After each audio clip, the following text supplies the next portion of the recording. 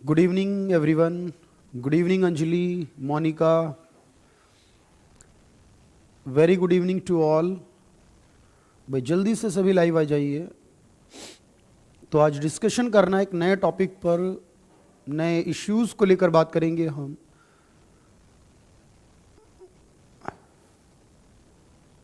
Good evening Ankit, Devvrat, Naurif, good evening. Anul, वालेकुम अस्सलाम। Good evening Naina, Priya, good evening. Ritambar, Priyanka, good evening. Good evening Satish, Ankit, good evening भाई।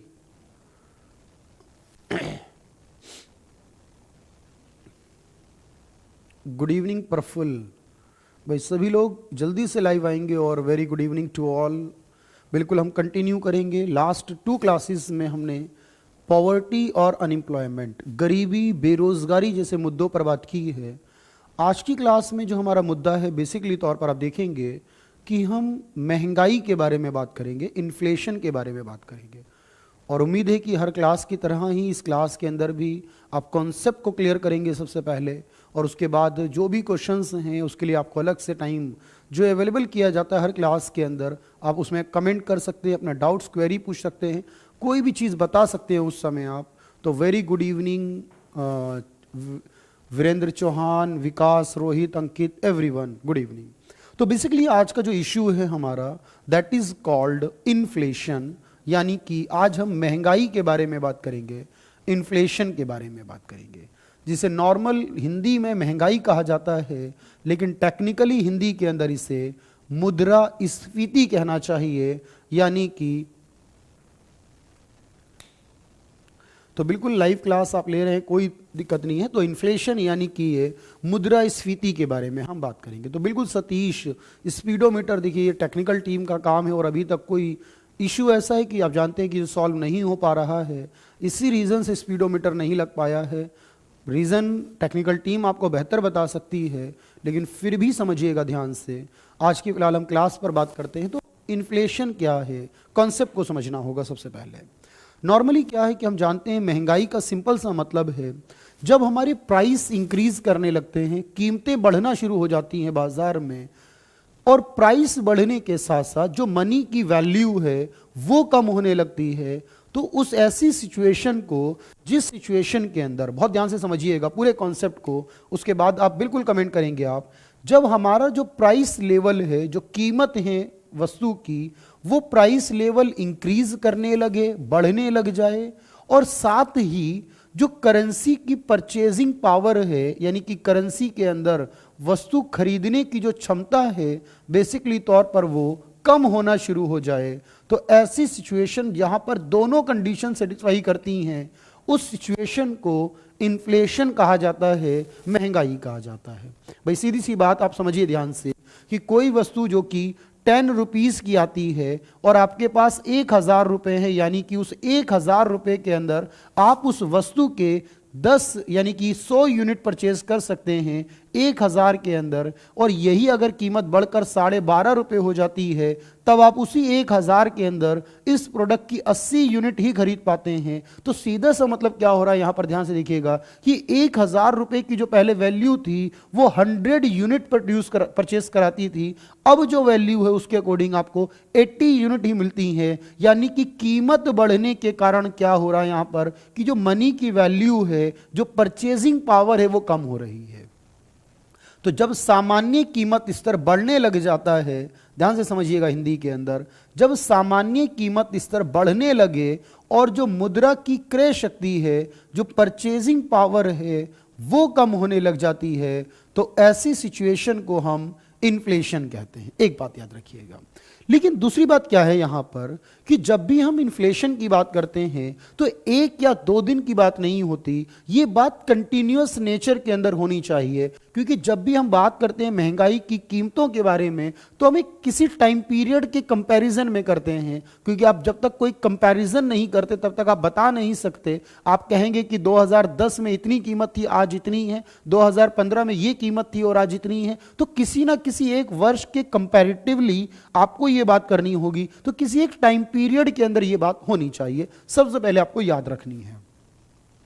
तो सीधे सा मतलब आपके सामने एक और बात समझ में आ रही है कि प्राइस और जो परचेजिंग पावर है, प्राइस लेवल और परचेजिंग पावर यानी कि मनी की जो वैल्यू है, दोनों में कैसा रिलेशन आप देख पा रहे हो। तो यहां से एक चीज और समझिएगा कि कीमत में और मनी की वैल्यू में कैसा रिलेशन होता है। ये 1 लाइन का क्वेश्चन पूछा जाता है कि कैसा रिलेशन होगा कीमत और मनी वैल्यू के अंदर। तो ये नेगेटिव रिलेशन होगा, क्योंकि यहां पर एक की वैल्यू बढ़ती है तो दूसरे की कम हो जाती है, और एक की कम होने पर दूसरे की ज्यादा हो जाती है। अब यहां पर देखिएगा ध्यान से, जब भी हम महंगाई को कैलकुलेट करते हैं तो एक बात आपको याद रखनी है सबसे पहले कि महंगाई हर वस्तु की अलग अलग कैलकुलेट नहीं की जाती। मान लीजिए कि आप तमाम अलग अलग तरह की चीजें खरीदते हैं, आप फ्रूट्स भी खरीदते हैं, आप वेजिटेबल्स भी खरीदते हैं, आप अपने नॉर्मल लाइफ के लिए जो प्रोडक्ट्स हैं, आप कपड़े भी खरीदते हैं, शूज भी खरीदते हैं, आप हर चीज खरीदते हैं। लेकिन एक एक वस्तु को आप नहीं देख सकते, क्योंकि अगर आप एक एक वस्तु को देखेंगे तो कोई वस्तु महंगी होगी, कोई वस्तु सस्ती होगी, और उन सब के अपने अपने महंगाई की रेट होगी। किसी के रेट ज्यादा बढ़ेंगे तो किसी के कम बढ़ेंगे। तो आपको याद रखना है कि जब बात महंगाई की हो रही हो तो एक एक वस्तु की बात नहीं करनी है, वहां पर बास्केट ऑफ कमोडिटीज की बात करनी है, यानी कि उस पूरे ग्रुप की बात करनी है। जो भी रिक्वायर्ड चीजें हैं उन्हें कहा जाता है बास्केट ऑफ कमोडिटीज, यानी कि वो पूरा का पूरा बंडल है उन वस्तुओं का जो भी आप यूज करते हैं। बात समझ रहे होंगे ध्यान से। तो उन बास्केट ऑफ कमोडिटीज पे देखना है, हर एक का इंडिविजुअल नहीं देखना। यानी आपने जो भी 2 3 4 6 चीजें खरीदते हैं उस पूरे महीने के अंदर, क्योंकि ज्यादातर जो चीजें यहां पर वो मंथली कैलकुलेट की जाती हैं, हर महीने उनके रेट देखे जाते हैं और फिर उसका एवरेज निकाला जाता है 12 महीनों का, तो वो एवरेज एनुअल आ जाता है। तो साल के आखिर में जो हमें एनुअल दिया जाता है वो एक साथ पूरे साल का नहीं करते, पहले महीने महीने का कैलकुलेट करते हैं। हर महीने की महंगाई की दर आती है और उसके बाद 12 महीनों का एवरेज जब निकालते हैं तो वो एवरेज एनुअली हमें इन्फ्लेशन को शो करता है। बहुत ध्यान से समझिएगा। लेकिन अब समझिएगा कि मान लीजिए आपने कोई 3 चीजें खरीदी हैं ए बी सी, या मान लीजिए ये ए बी सी के अंदर क्या कोई भी ऐसी चीज है। ए में मान लीजिए आप कोई खाने पीने की चीज खरीदते हैं, फ्रूट्स खरीदते हैं, वेजिटेबल्स खरीदते हैं अपने लिए, ये फूड्स में आ सकता है। आप अपने लिए कोई ऐसा सामान खरीदते हैं जैसे कि आप कोई साबुन खरीदते हैं, शैम्पू खरीदते हैं, अपने लिए आप कोई डिओड्रेंट खरीदते हैं, कोलगेट खरीदते हैं, कुछ भी खरीदते हैं, बिल्कुल समझाऊंगा मैं आपको। यानी वो चीजें जो आपकी नॉर्मल यूज के लिए होती हैं आप उन्हें खरीदते हैं अपनी लाइफ के अंदर। और उसके अलावा एक वो चीजें हैं जो आपको कभी कभी रिक्वायरमेंट होती है, जैसे कि आप कपड़े खरीदते हैं, शूज खरीदते हैं, अपने घर के लिए टेलीविजन खरीदते हैं, रेफ्रिजरेटर खरीदते हैं, आप सब कुछ खरीदते हैं अलग अलग समय के अंदर। तो ये जितनी भी चीजें खरीदी जाती हैं, ठीक है, ये सब चीजों का आप देखेंगे कि पिछले साल के अंदर, किसी भी एक वर्ष के अंदर, बात को समझना है ध्यान से, किसी भी एक वर्ष के साथ आप इसकी तुलना कर सकते हैं कि 2012 में इसकी कीमतें क्या थीं और आज इसकी कीमतें कितनी हैं। तो यहां से आपको पता चलेगा कि ये तीनों जो चीजें 2012 में अगर हम खरीदने जाते तो इतने रुपए की अवेलेबल होती, अगर हम आज खरीदते हैं तो इतने की अवेलेबल हैं। तो इसका मतलब है उसकी तुलना में आज हम कितना ज्यादा महंगा पे करते हैं, कितना ज्यादा हमें पे करना पड़ता है। लेकिन यहां पर ध्यान समझिएगा कि अब एक एक वस्तु को आप कंपेयर करेंगे, एक एक वस्तु का आप अमाउंट जोड़ेंगे, कुछ भी अमाउंट हो सकता है। खाने पीने की चीजें 100 रुपए की थी उस समय, आज वो चीजें 150 की हो चुकी है मान लेते हैं। वो साबुन, डिओड्रेंट, कोलगेट जो भी चीजें थी आपके पास, उसके लिए आप पहले 200 रुपए खर्च करते थे, आज वो चीज़ों के लिए 220 रुपए खर्च करने पड़ते हैं। आप एलईडी टीवी खरीदते थे, वो 20,000 का खरीदते थे पहले, आज वो आपको 30,000 का अवेलेबल होता है। या इस तरह का कुछ भी कंपेयर कर सकते हैं।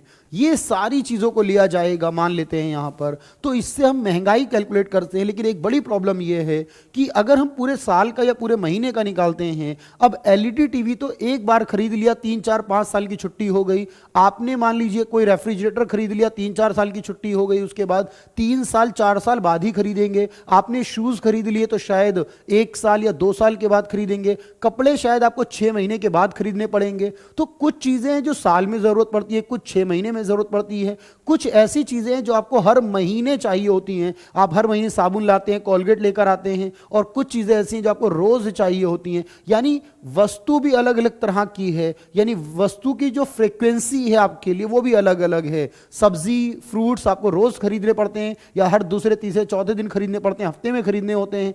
ये सामान जो आपको महीने 2 महीने में एक बार खर्च खरीदना है, ये साल 2 साल 5 साल में एक बार खरीदना है, तो सबको एक बराबर नहीं काउंट कर सकते हैं। हमें क्या करना है, जैसी जिसकी जरूरत है उसको उतना वेटेड एवरेज देना होगा, उसको उतनी ज्यादा वैल्यू भी देनी पड़ेगी। जब हम इसकी वैल्यू को देखेंगे, इसकी वैल्यू को देखेंगे, दोनों की वैल्यू के साथ साथ उसके वेटेड को एवरेज करेंगे, तब जाकर हमें एग्जैक्टली पता चलेगा देश की महंगाई कितनी है।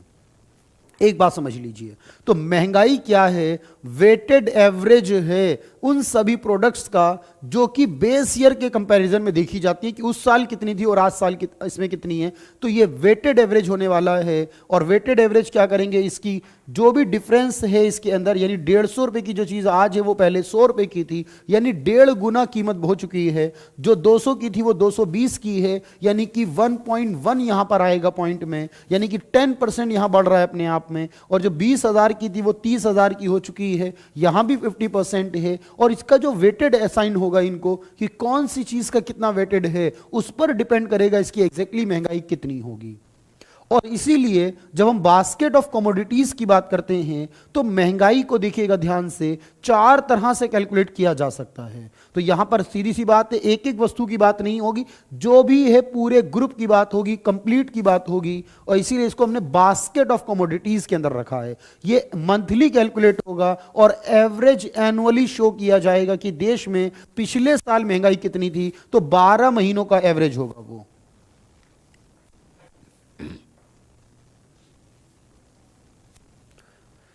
तो बिल्कुल यहां तक की बात आपको बिल्कुल समझ में आ रही होगी। राम के राम राम, बिल्कुल भाई। अब देखिएगा ध्यान से तो जब भी हम निकालते हैं महंगाई को, ध्यान से देखना है यहां पर, तो हम उसे 4 तरह से कैलकुलेट करते हैं। एक हमारे पास होता है WPI के नाम से, एक हमारे पास है CPI के नाम से, एक हमारे पास है IIP के नाम से, और एक हमारे पास होगा GDP डिफ्लेटर के नाम से। तो ये 4 तरह का कॉन्सेप्ट है, जिनमें से मैं एक पहले ही पढ़ा चुका हूं नेशनल इनकम की क्लास के अंदर।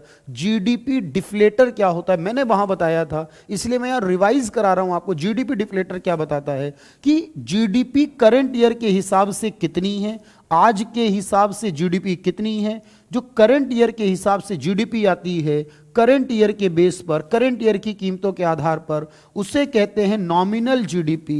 बिल्कुल मैंने आपको क्लास के अंदर बताया है। और एक कैलकुलेट की जाती है GDP जो कि बेस ईयर के हिसाब से होगी। तो बेस ईयर जो भी होगा उसके आधार में जो कीमतें थी उसे कहा जाता है रियल GDP। तो इससे पता चलता है कि बेस ईयर की कीमतों के हिसाब से कितना है, आज की कीमतों के हिसाब से कितना है, और जो भी आएगा उसे GDP डिफ्लेटर कहा जाएगा। ये महंगाई को ही इंडिकेट करने वाली एक चीज है।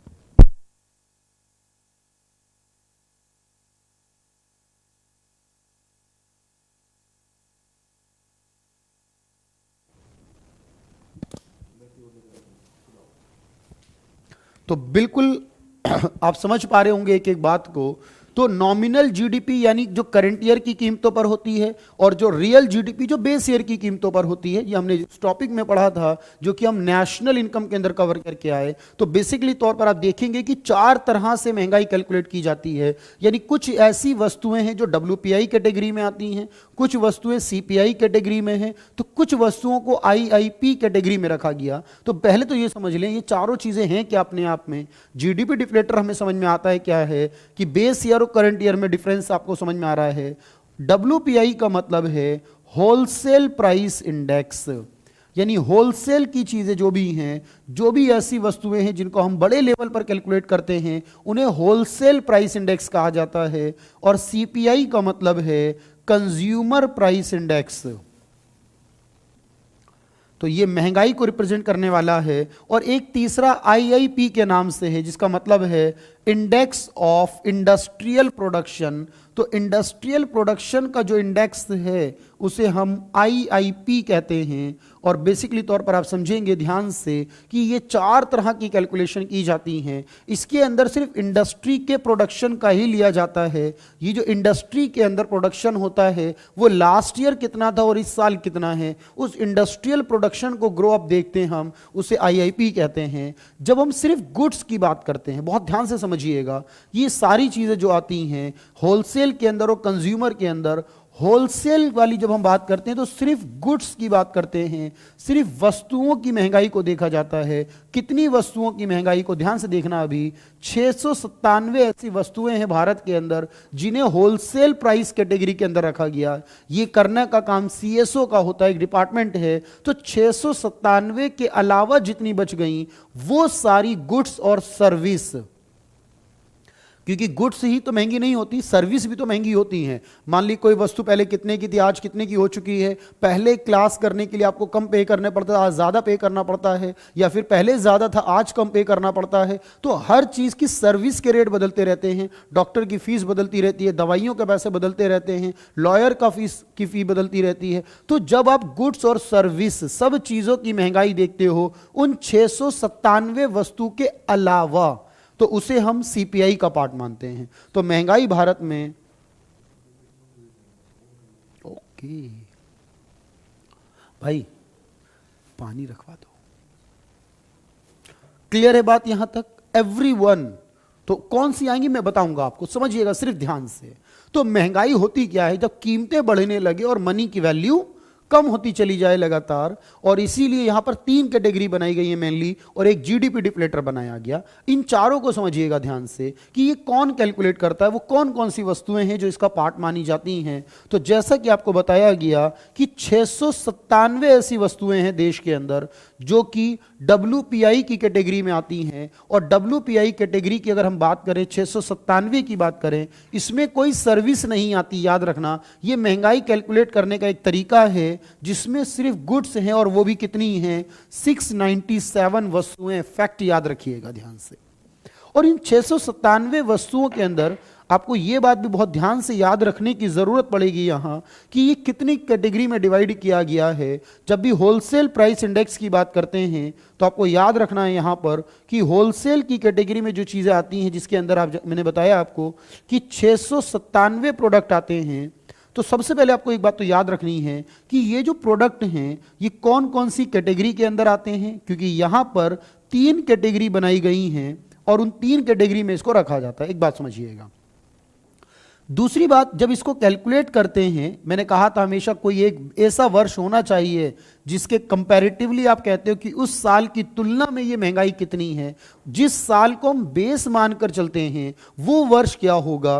तो WPI की जो भी गणना की जाएगी वो कौन से वर्ष के आधार पर होगी, 2011-12 के आधार पर होगी। यानी 2011-12 के अंदर उस चीज को हम 100 मान लेंगे और आज देखेंगे वो कितनी है। अगर वो आज 110, 112, 115, 120 है तो 100 के मुकाबले जितना ज्यादा है वो उतनी महंगाई को शो करता है। तो हम 100 को मान लेते हैं। तो बेस ईयर के अंदर जो कीमत है वो क्या मानी जाती है, 100 मानी जाती है। तो कौन सी ईयर की कीमत को बेस मान के चलेंगे, 2011-12 की कीमत को बेस मान के चलेंगे।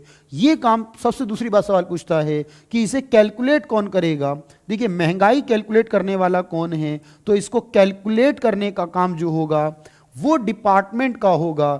यानी कि जो हमारा इकोनॉमिक एडवाइजर होता है वो इकोनॉमिक एडवाइजर इसे कैलकुलेट करेगा। बहुत ध्यान से समझिएगा, बड़े लेवल पर आप बात कर रहे हो तो बड़े लेवल पर आपको समझना होगा।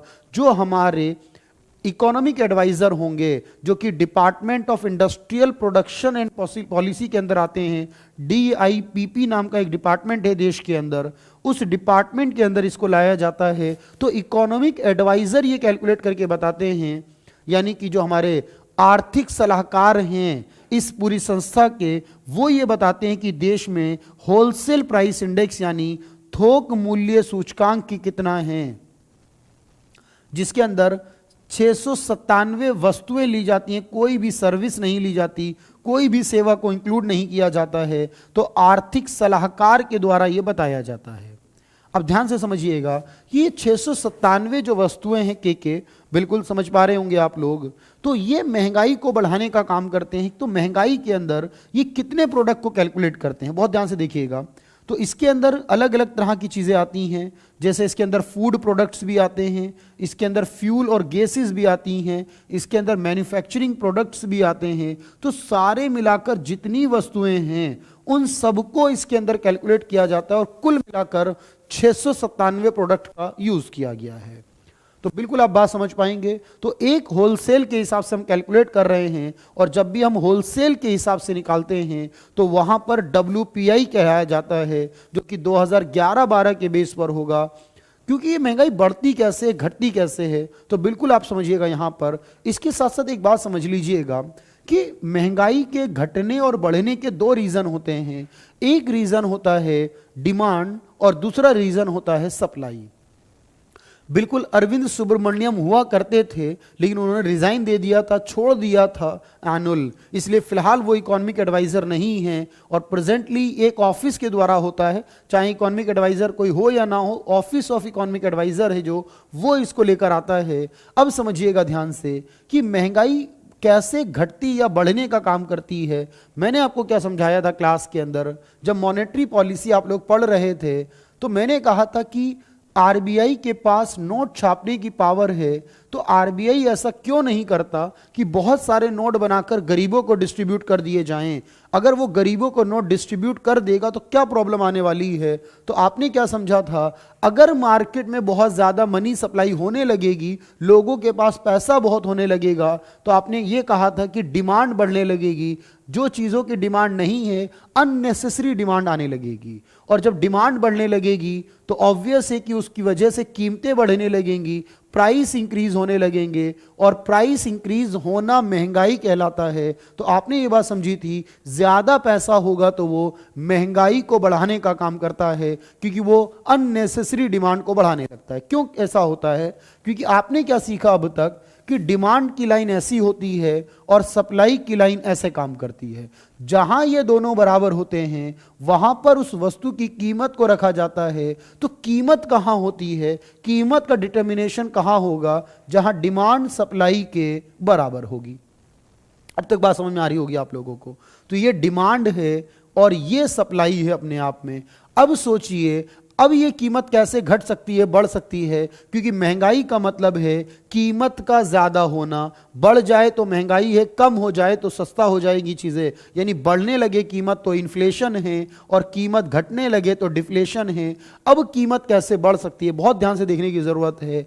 अगर मान लीजिए बाजार में डिमांड बढ़ने लग जाए, अगर बाजार के अंदर डिमांड बढ़ने लगती है, सप्लाई उतनी रहती है लेकिन डिमांड बढ़ती है, तो देखिए क्या हो रहा है यहां पर कि जो यहां पॉइंट था वो पॉइंट यहां चला जाता है। जब ये पॉइंट यहां चला गया तो आप देख पाएंगे कि कीमत आपकी ज्यादा होने लगी। तो कीमत बढ़ने, बिल्कुल एनुअल में समझाऊंगा आपको अभी। तो कीमतें बढ़ने की एक वजह क्या हो सकती है?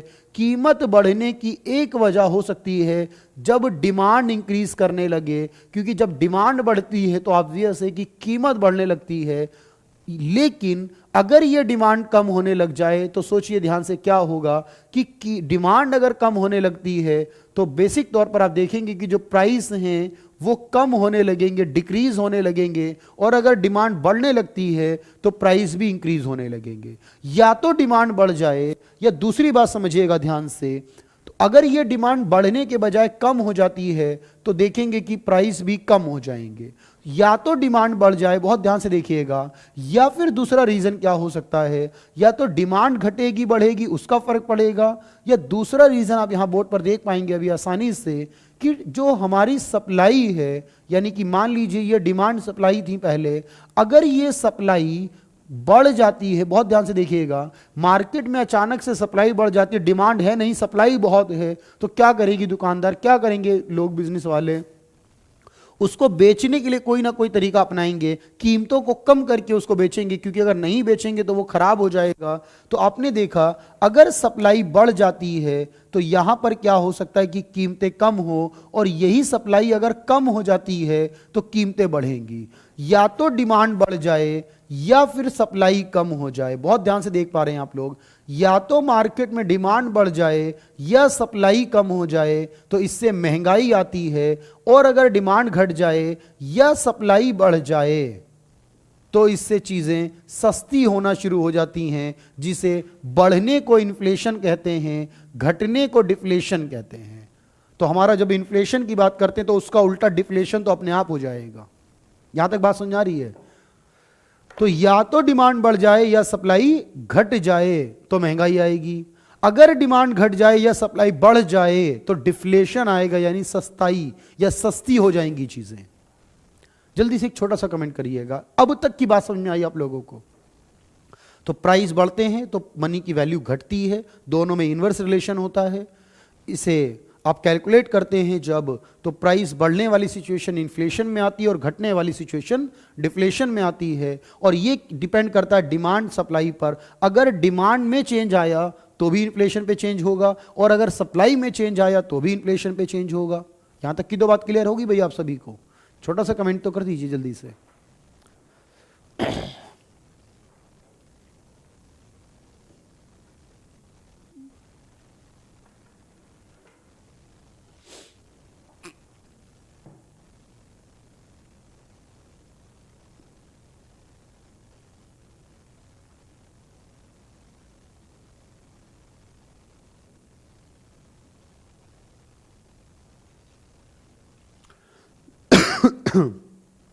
बिल्कुल प्रफुल्ल।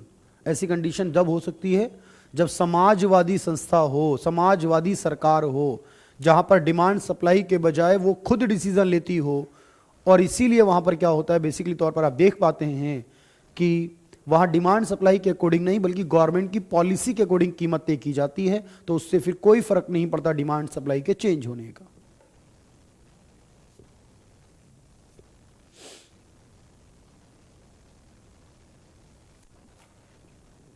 तो बिल्कुल कॉन्सेप्ट क्लियर होना चाहिए आप लोगों का, बिल्कुल एवरीवन। और भी बात समझिए अभी ध्यान से, यानी कि कीमतें बढ़ने की जो वजह है वो एक ही वजह यहां पर आपको नजर आ रही है बेसिकली तौर पर। वो वजह है या तो डिमांड बढ़ जाए या सप्लाई कम हो जाए। बिल्कुल अंकित, मैं बताता हूं, देखिएगा। पहले मैंने डिमांड वाला समझाया था, अब ये सप्लाई वाला बना हुआ है। अगर सप्लाई बढ़ जाती है, यहां से लाइन नीचे की तरफ यानी ज्यादा होती चली जाती है, ठीक है, याद रखना।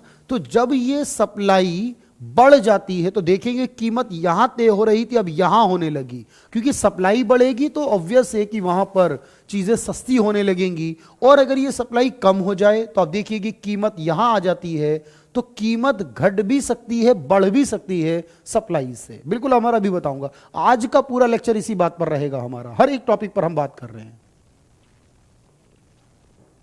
यहां तक की बात समझ में आनी चाहिए। अब देखिएगा ध्यान से, तो जब भी डिमांड या सप्लाई की वजह से महंगाई आती है, क्योंकि महंगाई ही मेन मुद्दा है, डिफ्लेशन की बात हम करने वाले नहीं हैं, महंगाई की यानी इन्फ्लेशन की ही बात होगी क्लास के अंदर। अब देखिएगा ध्यान से, अगर डिमांड बढ़ने की वजह से, ध्यान से देखना बिल्कुल, अगर डिमांड बढ़ने की वजह से महंगाई आती है, यानी डिमांड ज्यादा होगी तो क्या होगा, महंगाई आएगी, इन्फ्लेशन बढ़ेगा। या फिर मैंने क्या कहा, सप्लाई कम होगी तो महंगाई बढ़ेगी। तो एक डिमांड की वजह से महंगाई है और एक दूसरी सप्लाई के कम होने की वजह से महंगाई है। बहुत ध्यान से देखना, भी समझने की जरूरत है। तो हाई डिमांड होने पर या तो इन्फ्लेशन आएगा, लो सप्लाई होने पर इन्फ्लेशन आएगा। जब हाई डिमांड होने पर आता है, इसे कहते हैं डिमांड पुल इन्फ्लेशन, यानी डिमांड पुल हो रही है, ऊपर की तरफ जा रही है। तो जैसे जैसे डिमांड ऊपर जाएगी महंगाई आती जाएगी। तो इसको क्या कहेंगे हम, डिमांड पुल इन्फ्लेशन। और जब सप्लाई की वजह से हो, यानी सप्लाई के कम होने की वजह से हो, उसे कहते हैं कॉस्ट पुश इन्फ्लेशन। बहुत ध्यान से देखना, तो कॉस्ट पुश का मतलब क्या होता है कि सप्लाई की वजह से हो, तो रीजन है कम पूर्ति के कारण, और अधिक मांग के कारण आए तो उसे डिमांड पुल कहेंगे। कम पूर्ति की वजह से हो तो उसे कॉस्ट पुश इन्फ्लेशन कहा जाएगा। अब ध्यान से देखना कि क्या क्या रीजन हो सकते हैं डिमांड पुल होने के या कॉस्ट पुश होने के। तो बिल्कुल आप समझ पाएंगे कि महंगाई कैसे बढ़ती है। मैंने कहा ज्यादा पैसा हो या फिर ज्यादा डिमांड हो जाए। सोचिए क्या हो सकता है डिमांड के लिए। अब एक बात समझिएगा ध्यान से, अगर देश के अंदर पॉपुलेशन बढ़ जाए, जनसंख्या बढ़ जाए तो क्या होगा, सोच सकते हैं। अगर जनसंख्या बढ़ती है देश की, तो वो जनसंख्या डिमांड भी करेगी, क्योंकि जनसंख्या है उसको कम से कम ज्यादा बड़ी चीजें नहीं तो नॉर्मल जो नीड है एक इंडिविजुअल पर्सन की वो तो जरूरत होगी ही। अगर जनसंख्या बढ़ने लगती है तो आप बताइए क्या होगा। तो बिल्कुल सीधा जवाब है जनसंख्या बढ़ने से डिमांड बढ़ेगी और इस कारण से महंगाई आएगी, उसे कहेंगे डिमांड पुल इन्फ्लेशन, यानी कि जनसंख्या का बढ़ना इसका एक रीजन हो सकता है। दूसरा रीजन क्या है कि अगर मान लीजिए सरकार ज्यादा पैसा खर्च करने लगे, यानी ज्यादा मनी सप्लाई हो जाए देश के अंदर, जो मुद्रा की पूर्ति है वो ज्यादा होने लगे। अब क्या होगा, मैंने बताया आपको, अगर मुद्रा की पूर्ति ज्यादा होगी, लोगों के पास पैसा ज्यादा आने लगेगा, तो लोग डिमांड करेंगे, और डिमांड की वजह से महंगाई आई, तो उसे कहेंगे डिमांड पुल इन्फ्लेशन। बिल्कुल अमर, अभी मैं बताता हूं आपको डिमांड पुल। या सरकार जरूरत से ज्यादा खर्च करने लगे, यानी सरकार जो गवर्नमेंट स्पेंडिंग्स हैं, जो सरकार के खर्च हैं अलग अलग चीजों पर, अगर वो रिक्वायरमेंट से ज्यादा करने लगे, गवर्नमेंट का एक्सपेंडिचर ज्यादा होने लगे। अब सोचिए, अगर गवर्नमेंट ज्यादा खर्च करेगी तो वो खर्च लोगों की इनकम बनेगी, और ऑब्वियस है कि ज्यादा खर्च अगर लोगों की इनकम बनती है तो इनकम बनने पर वो क्या करेंगे, डिमांड करेंगे। तो सरकार ज्यादा खर्च करने लगे अगर, तो वो भी डिमांड को बढ़ाएगा, तो ऑब्वियस है कि डिमांड की वजह से ये महंगाई हो सकती है। इसी तरह से ध्यान समझिएगा कि अगर लोगों के पास जो भी टैक्सेस पे करते हैं, लोग अगर कम टैक्स देने लग जाएं, तो सीधी सी बात है, जितना कम टैक्स वो देंगे उतना ज्यादा बचेगा उन लोगों के पास, और जितना ज्यादा बचेगा आप समझिए कि उसकी वजह से डिमांड ही बढ़ेगी। तो बिल्कुल अभिषेक, 10 जनवरी तक हम इसे कंप्लीट कर चुके होंगे, जहां तक मेरा आइडिया है, 1-2 क्लास की बात अलग है, 10 जनवरी तक हम इसे कंप्लीट कर लेंगे। तो जितने टैक्सेस कम होंगे उतना ज्यादा डिमांड को बढ़ाने का फायदा हो सकता है। ठीक है, तो बिल्कुल आप समझ पाएंगे यहां पर डिमांड और सप्लाई के लिए। तो 10 जनवरी तक हम इसे कंप्लीट कर चुके होंगे। तो अब यहां पर आपने देखा कि किस तरीके से डिमांड बढ़ती है, और जब जब डिमांड बढ़ती है, तो बिल्कुल प्रिया, मैंने कहा था मनी सप्लाई, जो आरबीआई नोट छापता है, नोट प्रिंट करता है और वो मार्केट में सर्कुलेट करता है, तो जितना पैसा बाजार के अंदर आता है, जो भी मार्केट में हम यूज कर रहे हैं, जो पैसा बैंकों के थ्रू यूज कर रहे हैं, वो मनी सप्लाई है। ज्यादा नोट क्यों नहीं छाप रहा आरबीआई? क्योंकि ज्यादा नोट महंगाई को बढ़ा देंगे, इसलिए सोच समझ कर नोट छापता है। पैसा ज्यादा आ जाए लेकिन वैल्यू कम हो जाए तो कोई फायदा नहीं होगा। तो प्रिया, पूरा मैंने मॉनेटरी पॉलिसी में समझाया था। लेकिन अगर इसी की तरह हम देखें कि सप्लाई के कम होने की वजह से अगर महंगाई आती है, एनुअल आपने सवाल पूछा था ये कि प्याज के अंदर कौन सा कॉन्सेप्ट होगा, तो अंकित बिल्कुल स्पीडोमीटर नहीं है भाई, रीजन मैं बता चुका हूं बार बार। अब प्याज के अंदर देखिए कि क्या कहा आपसे मैंने, अगर सप्लाई कम हो जाए किसी वजह से तो वहां महंगाई आ सकती है। और सप्लाई कम होने का मतलब क्या है, जैसे मान लीजिए कि हमारा जो एग्रीकल्चर सेक्टर है ये बैकवर्ड है, और जितनी सप्लाई होनी चाहिए उतनी नहीं हो पाती है। अब एग्रीकल्चर सेक्टर के अंदर मान लीजिए बहुत ज्यादा बारिश होने लगे, सूखा पड़ने लगे, और होगा क्या, उस बारिश या सूखे के कारण आप देखेंगे कि बाजार में सप्लाई नहीं होगी। डिमांड तो उतनी ही है लेकिन सप्लाई ना हो पाए अगर, तो वही चीज तो 10 रुपए किलो मिलनी चाहिए थी, प्याज आपको 20 रुपए किलो मिलनी चाहिए थी, वो प्याज आपको आज 50-60 रुपए, 100-120 रुपए किलो मिलने लगी। डिमांड पहले भी उतनी थी, डिमांड आज भी उतनी है, लेकिन सप्लाई नहीं है बाजार के अंदर। या तो सप्लाई खराब हुई है प्याज, या फिर जानबूझकर प्याज को ब्लॉक कर लिया गया, रोक लिया गया, ताकि जब डिमांड बढ़ जाएगी यानी कि महंगाई हो जाएगी तब हम इसको बेचेंगे। तो 2 कारण हैं। लेकिन एग्रीकल्चर सेक्टर के अंदर जितना भी नुकसान होता है वो सप्लाई को कम करता है, जिस कारण से महंगाई आ सकती है। इसी तरीके से आप कह सकते हो कि अगर हमें ज्यादा लेबर कॉस्ट पे करनी पड़े, ज्यादा हमें खर्चे पे करने पड़े, लेबर को ज्यादा पे करना पड़े, तो ऑब्वियस है कि हम कम सप्लाई कर पाएंगे, क्योंकि जितना ज्यादा पे करेंगे उतना खर्चा बढ़ने लगेगा, लेबर की कॉस्ट बढ़ेगी। तो लेबर की कॉस्ट बढ़ने से हम कम कर पाएंगे। अगर क्रूड ऑयल के रेट या जो रॉ मटेरियल है वो रॉ मटेरियल के रेट बढ़ने लगे तो ऑब्वियस है कि हम कम मटेरियल खरीदेंगे तो सप्लाई भी कम ही होगी। भाई रॉ मटेरियल अगर हम कम खरीदेंगे महंगा होने के कारण, तो सप्लाई भी हमें कम करनी पड़ेगी।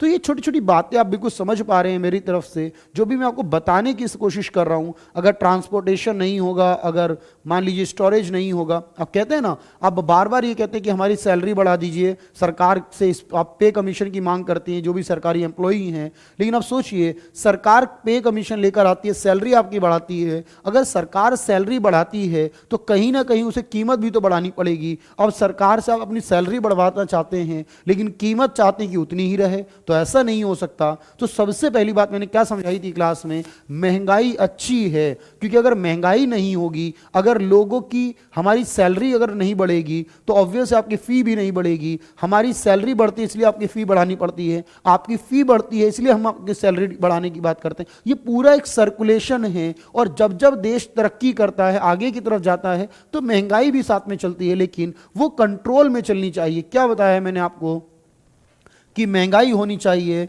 4 ± 2% के अराउंड में, एवरेज 4%, 2 ज्यादा यानी 6 तक भी चल जाएगी, 2 कम यानी 2% तक भी चलेगी, 2 से कम या 6 से ज्यादा यानी होनी तो चाहिए, चाहे 2, 6 या 4 हो, कुछ भी हो, लेकिन महंगाई होनी चाहिए। क्योंकि महंगाई अगर नहीं बढ़ती ना, तो सोचिए आज लोग 1-1 लाख रुपए सैलरी नहीं कमा रहे होते, 50,000 रुपए सैलरी नहीं कमाते, उनकी सैलरी वही महीने की 5,000 रुपए होती, वो 5,000 में ही खर्चा चला रहे होते, तो देश की जीडीपी भी तो उसी हिसाब से कैलकुलेट होती। तो आज वही काम जो 5,000 का था 50,000 का बन चुका है, 5 लाख का बन चुका है। तो अगर कीमतें बढ़ी हैं, लोगों के अगर खर्चे बढ़े हैं, तो लोगों की सैलरी भी बढ़ी है, लोगों को फायदा हुआ है इसके आने से, तो महंगा होना अच्छी बात है देश के डेवलपमेंट के लिए, लेकिन वो कंट्रोल में होना चाहिए। क्योंकि जब जब महंगाई बढ़ती है, बहुत ध्यान से समझना, जब जब महंगाई बढ़ती है, चाहे इस कारण से बढ़े या इस कारण से बढ़े, जब जब महंगाई बढ़ती है, जो डेटर होता है,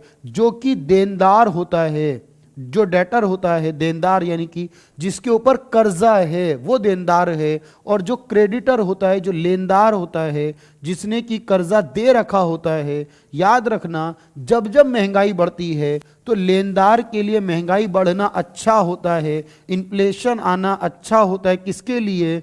क्योंकि जिसने लिया था पैसा, समझना ध्यान से, जब लिए थे 100 रुपए, मान लीजिए 2 साल पहले 100 रुपए लिए थे, तो 2 साल पहले 100 रुपए, आज अगर वो 100 रुपए देता है या 110 रुपए भी देता है, तो समझिए फायदे में है। क्योंकि उस समय 100 रुपए की वैल्यू ज्यादा थी जब उसने लिए थे, आज 110 की वैल्यू 100 से कम है, क्योंकि मनी वैल्यू उसकी गिर चुकी है। तो ये फायदे में रहा, जो इसने लिया था उससे कम देने पड़ रहे हैं।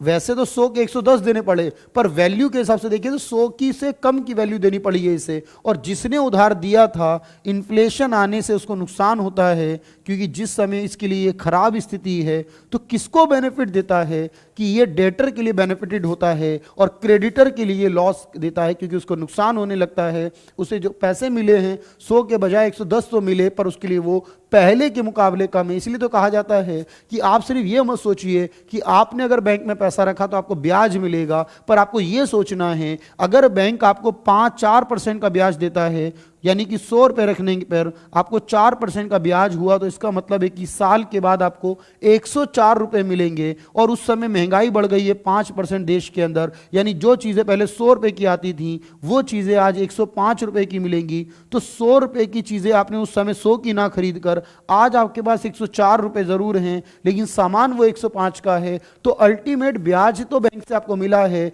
लेकिन आप यहां नुकसान में रहे हैं, ब्याज लेकर भी नुकसान में हैं, क्योंकि 100 के 104 हो गए, लेकिन जो टाइम वैल्यू ऑफ मनी है यहां पर, वो time value of money decrease कर रहा है यहां पर। बात समझ रहे हैं ध्यान से? इसलिए जब हम अलग अलग इन्वेस्टमेंट करते हैं तो ये देखकर चलते हैं साथ में कि महंगाई बढ़ेगी तो उसके क्या इंपैक्ट होगा। तो एक एक बात समझनी है, जिसने कर्जा दिया है उसको नुकसान है यहां, और जिसने कर्जा ले रखा है उसको फायदा होगा इस कंडीशन में। अगर महंगाई आती है या तो डिमांड के बढ़ने की वजह से या फिर सप्लाई के घटने की वजह से होगी। तो डिमांड बढ़ने के क्या कारण हैं, सप्लाई घटने के क्या कारण हैं, ये मैंने आपको समझाने की कोशिश की है। जल्दी से कमेंट कर दीजिए। अच्छा सा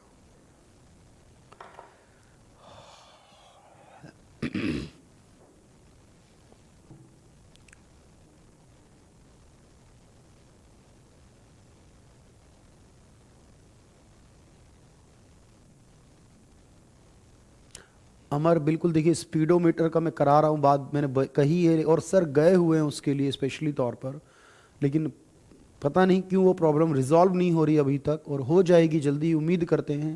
क्योंकि देखिए आपसे हम हैं और हमसे आप हैं, दोनों जुड़े हैं एक दूसरे से, कोशिश लगातार है इसके लिए। तो बस जल्दी आप भी प्रे कीजिए, फिर हम आगे बात करेंगे।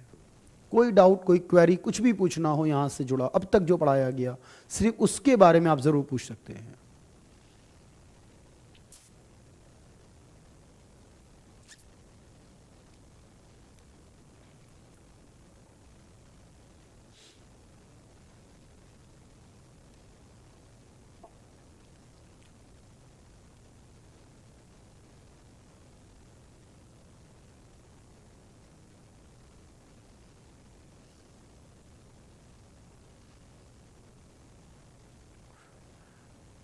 तो डेटर एक्चुअली जो कर्जदार है, जिसने उधार ले रखा है, बेसिकली तौर पर रोहित और प्रिया दोनों ने अपने पूछा डेटर को क्यों अच्छा रहेगा। तो भाई डेटर के लिए फायदा क्या होगा यहां पर समझिए कि उसने जब उधार लिया था उस पैसे की वैल्यू क्या थी, आज जब उसने वापस करना है तो उसकी वैल्यू क्या है। तो समझ रहे हैं निशा,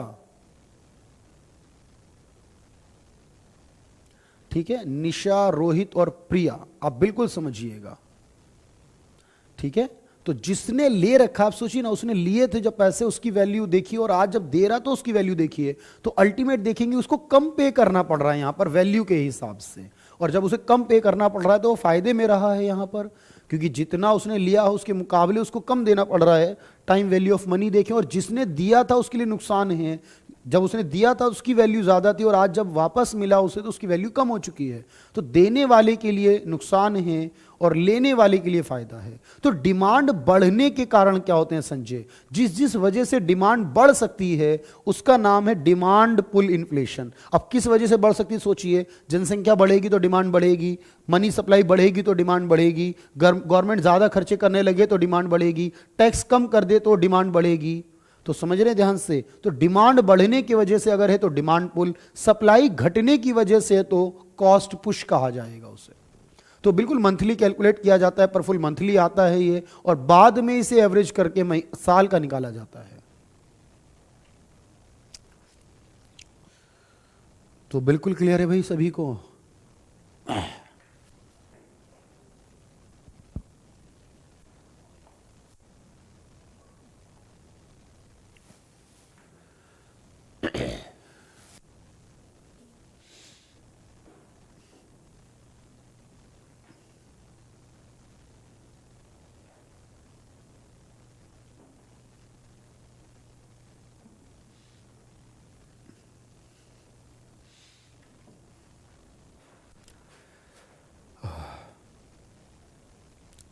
अमर, डेटर कौन है?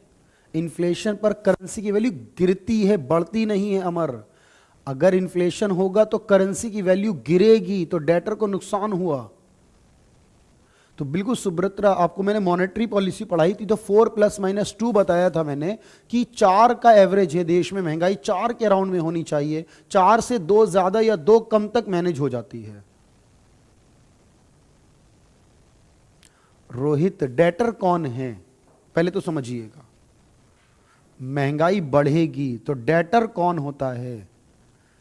डेटर जिसे कि देनदार कहते हैं, बहुत ध्यान से देखिएगा। देनदार यानी कि जिसने कर्जा ले रखा है। तो देनदार कौन इंसान है?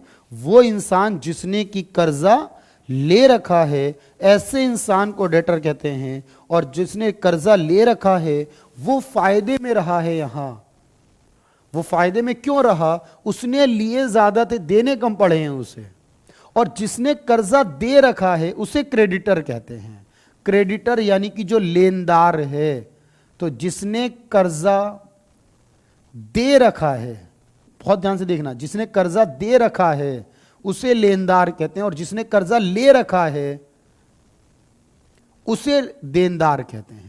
अब सोचिए कि जितनी महंगाई बढ़ेगी वैल्यू गिरेगी, गिरने का फायदा देने वाले, जिसने ले रखा उसको देना पड़ेगा तो उसको फायदा होगा, और जिसने नुकसान होने वाला है। तो बिल्कुल डेटर मतलब कर्ज लेने वाला होता है, क्रेडिटर कर्ज देने वाला होता है। अब समझिएगा निशा ध्यान से, उसे देनदार और लेनदार कहते हैं। अब देखिए, तो महंगाई कुछ भी आ सकती है देश के अंदर।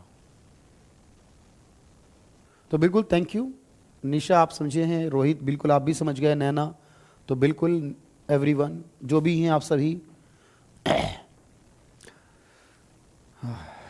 चलिए भाई, अब देखिएगा ध्यान से। तो महंगाई कैलकुलेट कर ली हमने आराम से कि महंगाई जो भी कुछ आती है डिमांड की वजह से या सप्लाई की वजह से।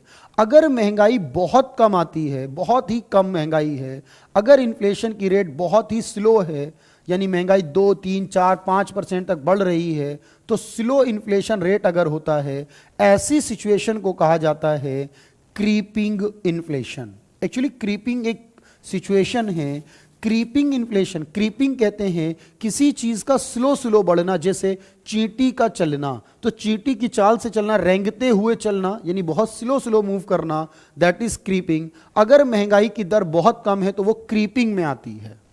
अगर महंगाई की दर तेज है, हाई है, फास्ट है, तो ज्यादा अगर इन्फ्लेशन रेट है तो उस फास्ट इन्फ्लेशन रेट को देखिएगा, बेसिकली तौर पर आप देखेंगे कि जब महंगाई की दर ज्यादा होती है, 2 डिजिट में पहुंच जाती है, तो उसे गैलोपिंग कहा जाता है। गैलोपिंग का मतलब होता है बहुत तेज से चलना, यानी कि जंप करते हुए चलना, मेंढक की तरह एक जगह से दूसरी जगह जाना, वो गैलोपिंग कंडीशन में आता है। तो बहुत तेज चल रहा है तो गैलोपिंग की सिचुएशन है, बहुत स्लो चल रहा है तो वो क्रीपिंग की सिचुएशन है। और अगर इतना ज्यादा है कि आउट ऑफ कंट्रोल हो जाए, कि महंगाई कंट्रोल के बाहर चली जाए, तो इतनी ज्यादा महंगाई है, 1000% है, 2000% है। आप सोचिए ना कि अभी बॉलीवर एक करेंसी है वेनेजुएला देश की, तो वेनेजुएला देश के अंदर जो महंगाई है वो 1000% बढ़ गई थी। यानी सोचिए आज 1 रुपए की, अगले एक महीने के बाद वो 1000 की है, उसके 1 महीने के बाद वो 10,000 की है। वहां बच्चों को जो पैसे दिए जाते थे वो वहां पर 500 या 1000 जो उनकी बॉलीवर करेंसी है, वहां पर 1 रुपए से भी कम की वैल्यू हो चुकी थी। यानी कि वहां के लोगों ने नोट को फेंकना शुरू कर दिया था, क्योंकि वो रद्दी के बराबर हो गए थे उनके लिए। यानी सोचिए ध्यान से, ये वेनेजुएला की कहानी है कि वहां पर लोग नोटों से बनाकर, चीजों को बनाकर, नोट के लिफाफे बनाकर, नोट की टोपियां बनाकर बेचते थे।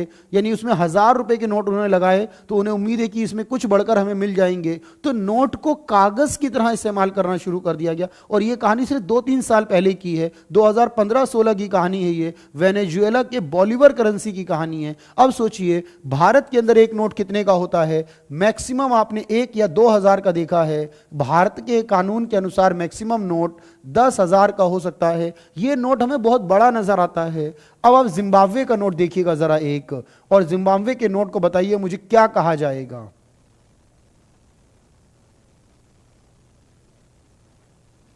ये एक नोट की वैल्यू है जिम्बाब्वे के अंदर।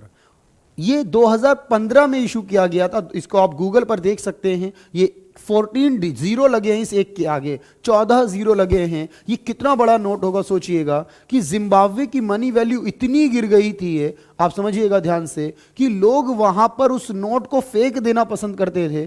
क्योंकि जब वहां पर न्यूज आती थी जिम्बाब्वे के अंदर, आप सोचिए एक बार इंडिया और जिम्बाब्वे का क्रिकेट मैच होना था और दिखा रहे थे वहां पर लाइव उसके अंदर कि हम भारत के लोग क्या करते हैं, अपनी पॉकेट में पैसे लेकर जाते हैं और कोई भी सामान खरीद के ले आते हैं, लेकिन जिम्बाब्वे के लोगों ने ठेलियां बना रखी हैं छोटी छोटी, वो उसमें पैसा भरकर लेकर जाते हैं, तब जाकर कोई थोड़ा सा सामान खरीद पाते हैं, क्योंकि उसकी करेंसी की वैल्यू इतनी गिर गई। और वहां पर ऐसे नहीं लिखा जाता है कि 1 लाख का सामान है, 2 लाख का सामान है, 1 करोड़ का सामान है। वहां कहा जाता है 10 की पावर 3, 10 की पावर 5, 10 की पावर 8, इस तरीके से वहां चलना पड़ता है, क्योंकि इतनी कम करेंसी है। और जिम्बाब्वे एक ऐसा देश है जिसकी फिलहाल अब कोई करेंसी नहीं है, उसने अपनी करेंसी को ही बंद कर दिया। मतलब जिम्बाब्वे में जिम्बाब्वे की करेंसी ही नहीं चलती है। वहां इंडिया का रुपी चलता है, डॉलर चलता है, यूरो चलता है, पाउंड चलता है, येन चलता है, युआन चलता है, सब कुछ चलता है, लेकिन अपनी करेंसी नहीं चलती, क्योंकि वैल्यू गिरती है। और इस सिचुएशन को क्या कहा जाता है? हाइपर इन्फ्लेशन कहा जाता है,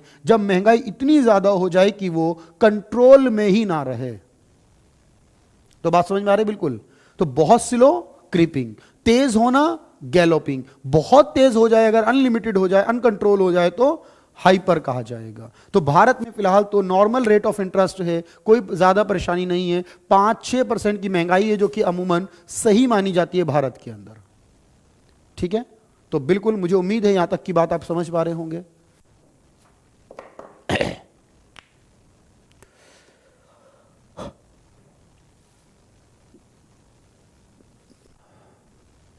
तो बिल्कुल नैना, ये न्यूज़ बिल्कुल सब जगह अवेलेबल है, आप बिल्कुल देखिए ना, बहुत कुछ इंटरेस्टिंग है दुनिया के अंदर। जब आप जाएंगे, दुनिया को जानेंगे, समझेंगे, परखेंगे, तो बहुत कुछ मिलेगा। यूट्यूब चलाइए तो सही, लेकिन अच्छे काम के लिए।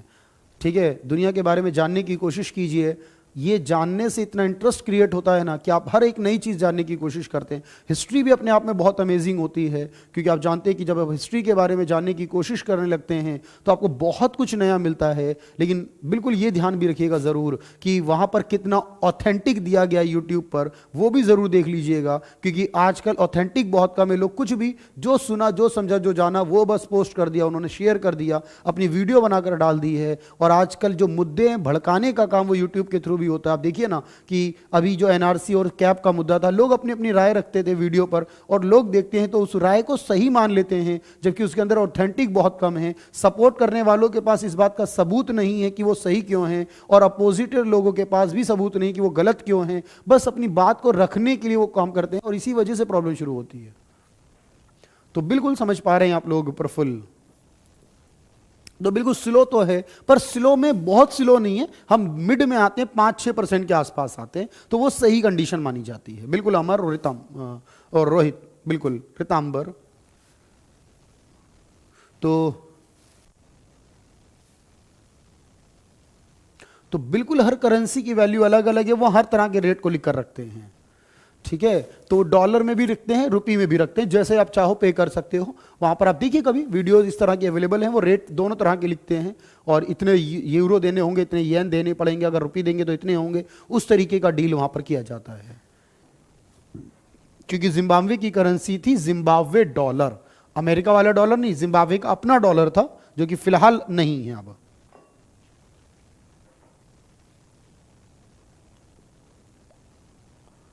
तो महंगाई बढ़ती है, घटती है, एक होलसेल के हिसाब से कैलकुलेट करते हैं। होलसेल में लिमिटेड चीजें आती हैं, उसके अलावा बाकी कुछ नहीं आता, और सिर्फ गुड्स आती हैं, सर्विस नहीं आती। दूसरी बात समझिएगा, दूसरी महंगाई को कहा जाता है सीपीआई। सीपीआई का क्या मतलब है, मैंने आपको बताया, कंज्यूमर प्राइस इंडेक्स। उन 697 प्रोडक्ट के अलावा जितनी भी वस्तुएं हैं, जितनी भी गुड्स और सर्विस हैं, इसमें दोनों ली जाती हैं। इसे कहा जाता है उपभोक्ता कीमत सूचकांक, कंज्यूमर प्राइस इंडेक्स। ये उपभोक्ता कीमत सूचकांक जो है बेसिकली तौर पर एक कंज्यूमर के बारे में बताता है, जिसको गुड्स भी चाहिए और सर्विस भी चाहिए। तो गुड्स और सर्विस की जो कीमतें थीं वो बेस ईयर में कितनी थी और आज कितनी हैं, ठीक है। तो बेस ईयर में कितनी थी और आज कितनी है, बेसिकली तौर पर आप देखेंगे कि वहां पर आप एक चीज समझते हैं कि बेस ईयर, क्योंकि यहां पर मैंने आपको बताया कि 2011-12 के अकॉर्डिंग देखना है कि 2011-12 में उसकी कीमतें कितनी थी। जो बेस ईयर है वो 2011-12 है, और फिर आप देखेंगे उसकी कीमतें आज कितनी हैं। और ये पूरी कैलकुलेशन कौन करता है, तो एक डिपार्टमेंट है, आपको बताया है मैंने नेशनल इनकम के बारे में, CSO, सेंट्रल स्टैटिस्टिकल ऑर्गेनाइजेशन या ऑफिस नाम का ये डिपार्टमेंट है। इसका काम है सीपीआई महंगाई को कैलकुलेट करना। कौन से वर्ष के आधार पर? 2011-12 के आधार पर। और इसमें क्या क्या आता है? गुड्स भी आती हैं और सर्विस भी आती हैं, दोनों चीजें आती हैं। अब ध्यान से समझना, अगर आपसे ये पूछा जाए आरबीआई अपनी पॉलिसी कौन सी महंगाई के हिसाब से बनाता है, WPI या CPI, तो आरबीआई किसे फॉलो करता है? तो याद रखना, आरबीआई जो पॉलिसी बनाता है वो CPI के हिसाब से बनाता है। दूसरी बात, ये सवाल पूछा गया, जो DA मिलता है, ध्यान से देखना, DA क्या होता है? जो सरकारी नौकरी करते हैं उनकी सैलरी के अलावा हमेशा उनकी सैलरी को कुछ % बढ़ा दिया जाता है, जिसे डियरनेस अलाउंस कहा जाता है, DA कहा जाता है। तो डियरनेस अलाउंस यानी हिंदी में कहते हैं महंगाई भत्ता। महंगाई भत्ता सरकार अगर देती है महंगाई के हिसाब से, तो कौन सी महंगाई को देखेगी? तो याद रखना, वहां भी जवाब होगा CPI। तो CPI जो मेन है वो महंगाई को कैलकुलेट करता है। तो डियरनेस अलाउंस किस आधार पर मिलेगा? CPI। आरबीआई जो पॉलिसी बनाता है, मॉनेटरी पॉलिसी, जिसमें CRR SLR होता है, वो भी किसके हिसाब से बनेगा? CPI के हिसाब से बनेगा। और ये CPI जो है वो कैलकुलेट करने वाला, देखिएगा ध्यान से, CSO है 2011-12 के हिसाब से। इससे पहले क्या बेस ईयर था? तो 2004-5 हुआ करता था, उसको खत्म करके यहां पर बेसिक तौर पर आप देखें 2012 कर दिया गया यहां पर। अब देखना, तो CPI में 3 चीजें आती हैं। एक आता है CPI सिर्फ ग्रामीण इलाके के हिसाब से कि ग्रामीण क्षेत्रों में कितनी महंगाई बढ़ी है। एक आता है CPI शहरों के हिसाब से कि शहर में कीमतों में कितनी वृद्धि हुई है, क्योंकि गांव में महंगाई अलग तरीके से बढ़ती है और शहर में अलग तरीके से बढ़ती है। तो सीपीआई रूरल का मतलब है ग्रामीण के हिसाब से, सीपीआई अर्बन का मतलब है शहरी क्षेत्र के हिसाब से, और एक आता है सीपीआई जो दोनों को जोड़कर चलता है, उसे कहते हैं सीपीआई कंबाइंड हो जाता है, जिसके अंदर रूरल भी आता है, जिसके अंदर अर्बन भी आता है, तो उसे सीपीआई कंबाइंड कहते हैं। तो नॉर्मली हम सीपीआई कंबाइंड ही पढ़ रहे हैं यहां पर, अभी रूरल अर्बन को डिवाइड नहीं करने वाले हम। एक आता है सीपीआई जो एग्रीकल्चर लेबर के हिसाब से होता है, यानी जो गांव एग्रीकल्चर में काम करने वाली लेबर हैं उनके लिए महंगाई कैसी है। एक आता है सीपीआई जो इंडस्ट्रियल वर्कर के लिए होता है, यानी जो इंडस्ट्री में काम करने वाले लोग हैं उन्हें इंडस्ट्रियल वर्कर कहते हैं। तो एक सीपीआई है जो कि इंडस्ट्री के लोगों के लिए आता है बेसिकली तौर पर। तो ये अलग अलग तरह का सीपीआई का कॉन्सेप्ट है जो कि एग्रीकल्चर की लेबर के हिसाब से और इंडस्ट्री के वर्कर के हिसाब से आता है। और ये जो महंगाई को शो करता है बेसिकली तौर पर, आप देखेंगे यहाँ पर एक चीज़, तो ये महंगाई को जो कैलकुलेट कर रहा है सीपीआई अलग अलग तरीके से, जहां भी लेबर की बात होगी, चाहे वो एग्रीकल्चर की लेबर की बात हो या इंडस्ट्री के लेबर की बात हो, तो इन सबको कैलकुलेट करने वाला तो सीएसओ है, और इसको कैलकुलेट करने वाला जहां लेबर की बात होगी तो देश में एक काम करता है उसे कहते हैं लेबर ब्यूरो। ध्यान से समझिएगा। तो एक संस्था जिसका नाम है लेबर ब्यूरो, ये कैलकुलेट करके बताती है कि देश में एग्रीकल्चर लेबर या इंडस्ट्रियल वर्कर, ये भी लेबर ही है अपने आप में, इसके हिसाब से महंगाई कितनी है, अर्बन के हिसाब से कितनी है, रूरल या कंबाइंड के हिसाब से वो बताएगा सीएसओ। एक होता है जो कि इंडस्ट्री के हिसाब से चलता है। अब इंडस्ट्री के अंदर क्या होता है बेसिकली तौर पर आप देखेंगे तो 8 ऐसी इंडस्ट्रियां हैं देश के अंदर जिन्हें हमने मेन इंडस्ट्री माना है, कोर इंडस्ट्री माना है, क्योंकि जब तक वो 8 इंडस्ट्री रॉ मटेरियल नहीं देंगी तब तक कोई अपना बिजनेस नहीं कर सकता। जब उन 8 इंडस्ट्री को हम अलग से कैलकुलेट करते हैं उसे आईआईपी कहा जाता है। आईआईपी का मतलब है index of industrial production. Index of industrial production का मतलब हुआ जो कि इंडस्ट्री यानी औद्योगिक उत्पादन के अंदर इंडेक्स की बात की गई है। और औद्योगिक उत्पादन के अंदर आपको मैंने बताया है कि जो कोर इंडस्ट्री हैं, कोर का मतलब होता है जिसके बिना बहुत मुश्किल हो जाए देश चलाना। अगर ये इंप्रूव करेंगे तो मान लीजिए सारे इंप्रूव करेंगे, ये पीछे रह गई तो सारा कुछ प्रॉब्लम में आ जाएगा देश के अंदर। ऐसी इंडस्ट्रियों के लिए हम अलग से कैलकुलेट करते हैं और उसे आईआईपी कहा जाता है। और यहां पर याद रखिएगा इस आईआईपी के अंदर कैलकुलेट करने के लिए जो बेस ईयर रखा गया वो भी 2011-12 ही है, क्योंकि सारी गणना इसी आधार पे होती है देश के अंदर। ये 5 साल में एक बार तय किया जाता है, 5 साल के बाद दोबारा चेंज करेंगे। तो 2015 से चल रहा है, उम्मीद करते हैं कि अगले साल ये बदल जाएगा। जो कुछ रखा जाएगा वो आगे पता चलेगा। तो कोई रूल नहीं है, कोई भी एक ईयर हो सकता है, लेकिन ये सीएसओ तय करेगा क्योंकि इसको कैलकुलेट करने वाली जो संस्था है वो सीएसओ है। बट डब्ल्यूपीआई को सीएसओ नहीं करता, सीपीआई को भी सीएसओ करता है और आईआईपी को भी सीएसओ करता है। ये जो कोर इंडस्ट्रियां हैं जो कि सब कुछ इंपॉर्टेंट है देश के लिए, देश के डेवलपमेंट के लिए जो कैलकुलेट किया जाता है बेसिकली, ये सिर्फ 8 तरह की इंडस्ट्रियां हैं देश के अंदर। इन 8 इंडस्ट्री को यहां पर कोर इंडस्ट्रीज माना गया है। तो एग्जामिनर क्या करता है, 4 में से 3 सही 1 गलत नाम देगा, या 2 सही 2 गलत मिक्स करके देगा, और फिर पूछेगा आपसे कि कौन कौन सी इंडस्ट्रीज का पार्ट होंगी या नहीं होंगी। तो मैंने आपसे कहा कि सिर्फ 8 ऐसी इंडस्ट्रियां हैं देश में जो कि कोर इंडस्ट्री मानी जाती हैं, और वो फिलहाल 8 कौन कौन सी हैं उसको समझिएगा बहुत ध्यान से कि ये 8 के अंदर, जैसे कि एक सीमेंट है, हमारा सीमेंट इंडस्ट्री है, तो ये कोर इंडस्ट्री में आती है सीमेंट इंडस्ट्री जो है देश की। इसके अलावा आप देख पाएंगे कि और भी कुछ इंडस्ट्रियां हैं अलग अलग जो इसका पार्ट है अपने आप में।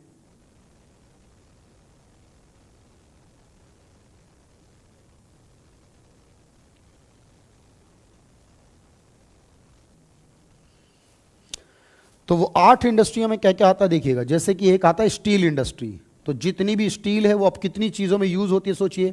ये स्टील एक नहीं है, कितनी चीज़ों को मटेरियल प्रोवाइड करती है। अगर स्टील इंडस्ट्री गिर रही है ना, इसका मतलब समझ लो बहुत कुछ प्रॉब्लम में आने वाला है देश के अंदर। स्टील इंडस्ट्री हो सकती है। इलेक्ट्रिसिटी एक जो इंडस्ट्री है अपने आप में, बिजली का उत्पादन बहुत ज़रूरी है आज के इंडस्ट्रियलाइजेशन के लिए। जो रिफाइनरीज हैं, ये रिफाइनरीज भी एक इम्पॉर्टेंट सेगमेंट है देश के लिए, ठीक है। उसके अलावा हमारे पास जो क्रूड ऑयल का सेगमेंट है, जो कच्चा तेल है बेसिकली तौर पर, वो क्रूड ऑयल भी इसके अंदर आता है। उसके अलावा जो हमारा कोयला उद्योग है, उसके अलावा हमारा सीमेंट उद्योग है यहाँ पर, वो इसका पार्ट है। उसके अलावा एक पार्ट है नेचुरल गैस के रूप में, क्योंकि नेचुरल गैस नहीं होगी तो बहुत सारी परेशानियां हैं। और उसके बाद एक पार्ट है फर्टिलाइजर्स के रूप में। ये 8 अलग अलग तरह की इंडस्ट्री हैं जिन्हें कोर इंडस्ट्री माना गया है देश की। अगर ये कोर इंडस्ट्री में कुछ भी प्रॉब्लम आती है तो कंप्लीट इंडिया में प्रॉब्लम हो सकती है। तो ये सीएसओ के द्वारा गणना की जाती है कि बेस ईयर में इनका उत्पादन कितना था और अब कितना हो गया है, बढ़ा या घटा है। और आप जानते हैं कि सीएसओ क्योंकि एक मंत्रालय के अंतर्गत आता है और ये नई दिल्ली में बना हुआ है, ठीक है।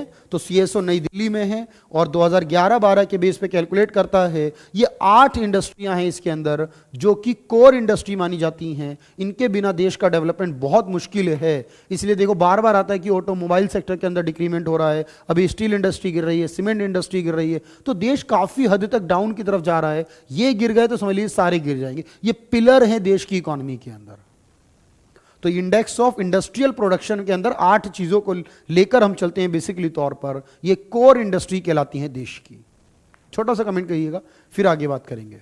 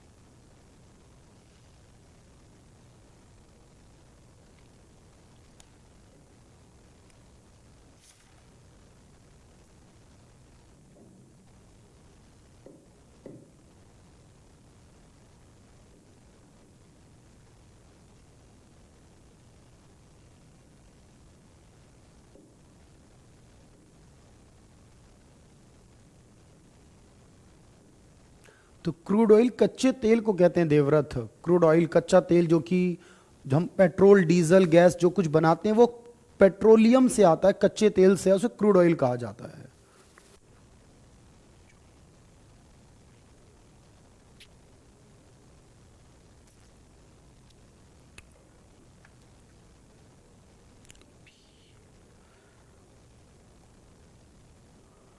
तो ये बिल्कुल आपको याद रखना है इस तरह से। आईआईपी के अंदर भी इंक्लूड होता है। 2 नई कौन सी जुड़ी हैं, मनप्रीत, तो बिल्कुल इसे एक बार देखना पड़ेगा क्योंकि ये 8 ही हैं और ये अब से ही नहीं पहले से ही 8 हैं। तो काफ़ी समय से ये 8 ही चल रही हैं, तो इसका मतलब ये है कि उससे पहले कभी इंक्लूड हुई होंगी तो ऑब्वियस से हो सकती हैं, लेकिन फिलहाल के लिए तो कोई इंक्लूड नहीं हुई है। तो बिल्कुल रोहित, WPI और CPI में जो है लीप फ्रॉगिंग, बिल्कुल अंकित मुझे देखना पड़ेगा ये वर्ड क्या है अपने आप में। सीक्वेंस में बताएं प्रोडक्टिविटी। तो इन्फ्लेशन देखो सारे ही वैलिड हैं। अगर आप इंडस्ट्री के प्रोडक्शन की बात करोगे प्रफुल्ल, ठीक है, तो वो आपका आईआईपी वैलिड है। अगर आप 697 उन प्रोडक्ट की बात करते हो जो कि होलसेल के अंदर, तो वो भी वैलिड है। लेकिन नॉर्मल जो हम महंगाई की बात करते हैं वो सीपीआई की बात होती है। अगर न्यूज़पेपर में ये लिख कर आता है कि महंगाई 5% है देश में, तो ये कौन सी महंगाई की बात हो रही होगी? तो ये कंज्यूमर प्राइस की बात हो रही है, सीपीआई की। तो मेन डिफरेंस क्या है इसके अंदर? दोनों में अलग अलग प्रोडक्ट हैं। तो मनोज ये एचडी वीडियो नहीं चल पा रही है, क्यों नहीं हुआ? या आप अपनी कनेक्टिविटी को देखिएगा। ऐसा तो मुझे नहीं पता, टेक्निकली इसमें कोई रीजन है यहां पर। तो एचडी वीडियो बिल्कुल चल सकती है, आई थिंक कोई डाउट नहीं है इसके अंदर। रिफाइनरी क्या होती है शिवराज? तो जितनी भी पेट्रोलियम यानी कच्चा तेल होता है उसको जो पेट्रोल बनाने का काम करती है इंडस्ट्री, उसे रिफाइनरी कहा जाता है। क्योंकि आपने कच्चा तेल निकाला समुद्र के अंदर से और उसको फिर आपने रिफाइनरी में डाला तो पेट्रोल बना, डीजल बना, गैस बने, अलग अलग किसने करे, उससे रिफाइनरी कहते हैं। तेल शोधन उसे हिंदी में कहा जाता है बेसिकली। तो रिफाइनरी समझ में आ रही है आपको क्या होती है? तो पेट्रोलियम को पेट्रोल और डीजल में कन्वर्ट करने वाली ये इंडस्ट्री है, अपने आप में उद्योग है ये। तो बात समझ आ रही है बिल्कुल? तो महंगाई बिल्कुल क्लियर होनी चाहिए आप लोगों को। CPI consumer price index, WPI wholesale price index क्या कारण है महंगाई बढ़ने के वो मैंने बताए। अब कंट्रोल करने के कारण आपको पता होंगे। कैसे कम होगी? जो डिमांड बढ़ रही है उसको कम कर दिया जाए और जो सप्लाई कम है उसको बढ़ा दिया जाए। जैसे सरकार अपने खर्चों में कटौती करेगी तो डिमांड कम हो जाएगी, सरकार टैक्स बढ़ा देगी तो लोगों के पास पैसा कम होगा, डिमांड कम हो जाएगी। देश की जनसंख्या अगर कंट्रोल हो जाएगी तो डिमांड कम हो जाएगी, महंगाई कम हो जाएगी।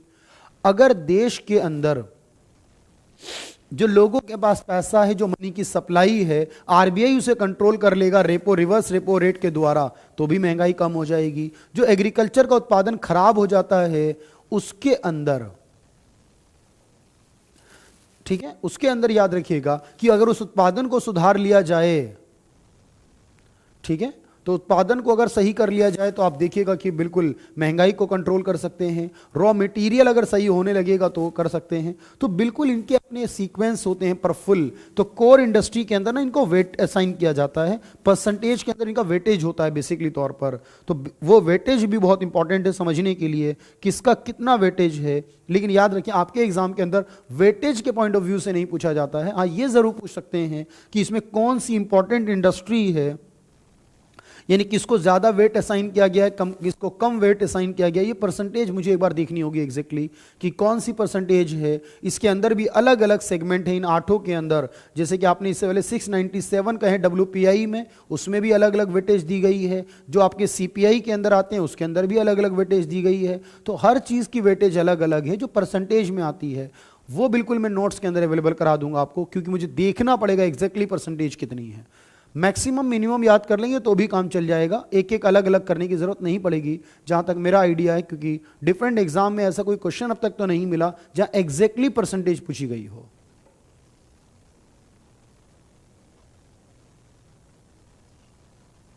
अब सोचिए कि अगर महंगाई बढ़ने लगती है तो इन्फ्लेशन कहते हैं, और ये महंगाई कम होने लगे तो क्या होगा, उसे डिफ्लेशन कहा जाएगा। अगर इस महंगाई को सही करने लगे तो रिफ्लेशन कहा जाएगा। ये तो टर्म अपने आप बना सकते हो, लेकिन अब ध्यान से समझिएगा। तो महंगाई आती है, एक बात ध्यान से सुनना और समझना कि जब जब महंगाई आती है तो साथ में बेरोजगारी को कम भी करती है। निखिल ध्यान से समझना बिल्कुल। तो जब जब महंगाई आती है और महंगाई के साथ बेरोजगारी का एक रिलेशन भी बनता है, आपको कल पढ़ाया था बेरोजगारी क्या होती है। तो महंगाई और बेरोजगारी, इन्फ्लेशन और अनएम्प्लॉयमेंट में एक रिलेशन है। ये जो रिलेशन है महंगाई और बेरोजगारी के बीच में, इसको कैसे डिफाइन किया जाता है, इसको कौन डिफाइन करता है? इसको डिफाइन करने वाले एक व्यक्ति हैं जिनका नाम है फिलिप्स, और इसीलिए इसके लिए ग्राफ बनाया जाता है जिसे फिलिप्स कर्व कहा जाता है। बहुत ध्यान से देखना।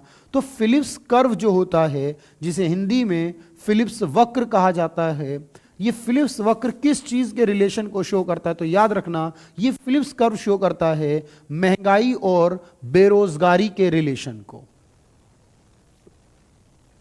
तो बिल्कुल एनर्जी का जो सेगमेंट है, ठीक है, वो बिल्कुल ज्यादा है। अगर IIP के अंदर 3 एक्चुअली कंपोनेंट होते हैं, उस 3 कंपोनेंट के अंदर ये 8 इंडस्ट्रियां बांटी गई हैं। तो पहले वो 3 में पार्ट करना होगा, फिर वो 8 का डिवाइडेशन होगा। इसी तरह जो CPI के अंदर है, जो IA, उसके अंदर भी अलग अलग पार्ट किए गए, तो सबका अपना अलग अलग होगा।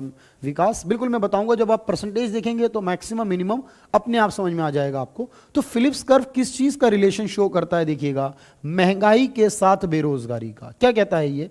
जब जब महंगाई बढ़ती है तो महंगाई के बढ़ने पर बेरोजगारी कम होती है। इसको इस तरह भी समझ सकते हो, महंगाई के बढ़ने पर रोजगार बढ़ता है, लेकिन रोजगार नहीं, बेरोजगारी की बात करनी है। तो महंगाई जब बढ़ती है तो बेरोजगारी कम होती है। क्यों कम होती है? ध्यान से समझिएगा।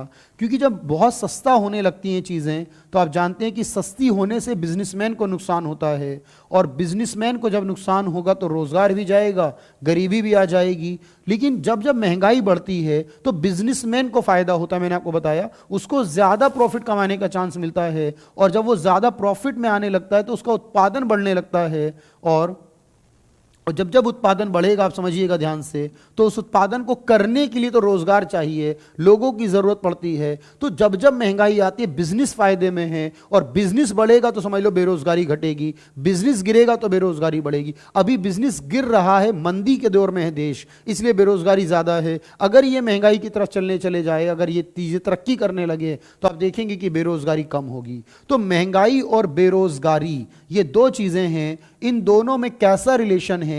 एक बढ़ेगा तो दूसरा कम होगा, एक कम होगा तो दूसरा ज्यादा होगा। तो आप समझ पाएंगे कि दोनों में नेगेटिव रिलेशन है। और ये नेगेटिव रिलेशन किसने समझाया? जिसने समझाया उसका नाम है फिलिप्स, इसलिए इसको कहते हैं फिलिप्स कर्व। याद रखेंगे कि फिलिप्स कर्व क्या शो करता है? महंगाई और बेरोजगारी के रिलेशन को शो करता है। तो महंगाई और बेरोजगारी के रिलेशन को शो करने वाली जो चीज है उसे हम फिलिप्स कर्व कहते हैं। जैसे मैंने आपको लाफर कर्व पढ़ाया था, टैक्स की, इनकम और टैक्स के रिलेशन के बीच में, लॉरेंस कर्व पढ़ाया था इनकम इनइक्वालिटी को देखने के लिए। फिलिप्स कर्व याद रखिएगा, महंगाई और बेरोजगारी के रिलेशन को बताता है। और कैसा? Negative relation. महंगाई बढ़ेगी, बेरोजगारी घटेगी, महंगाई घटेगी, बेरोजगारी बढ़ेगी, इस तरह का रिलेशन है ये। इसलिए इसको इनवर्स या नेगेटिव रिलेशन कहते हैं।